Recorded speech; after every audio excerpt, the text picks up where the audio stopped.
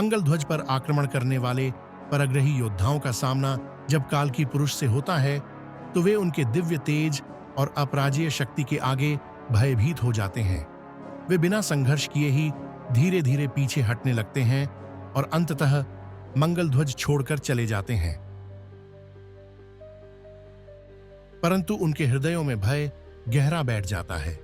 कालकी पुरुष अब भी इस नगर के रक्षक हैं।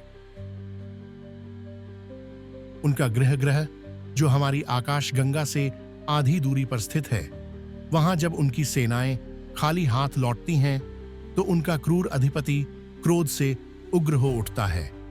वह अपने योद्धाओं को कायरता के लिए फटकारता है और उन्हें तुरंत मंगल ध्वज लौटकर अपना अधूरा कार्य समाप्त करने का आदेश देता है।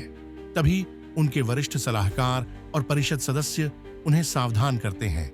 वे बताते हैं कि कालकी पुरुष कोई साधारण योद्धा नहीं बल्कि अपराजेय संरक्षक हैं।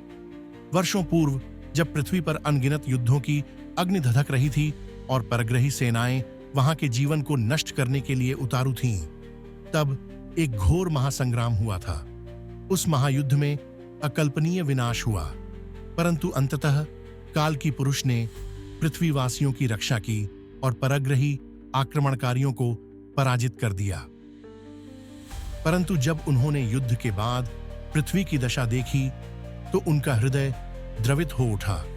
उन्होंने शेष बचे मनुष्यों को मंगल ग्रह पर लाकर बसाया और उनके मार्गदर्शन में ही मंगल ध्वज नगर का निर्माण हुआ।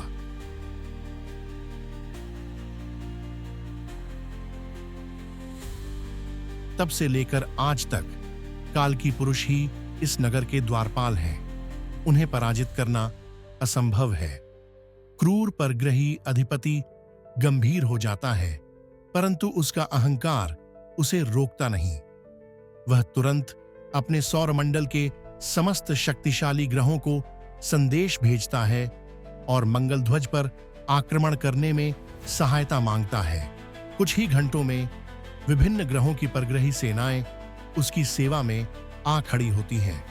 युद्धपोतों की गड़गड़ाहट आकाश को कंपित कर देती है। उनकी आंखों में विजय की लालसा जल रही होती है और अंततः एक आदेश के साथ क्रूर अधिपति मंगल ध्वज पर आक्रमण करने का आह्वान कर देता है।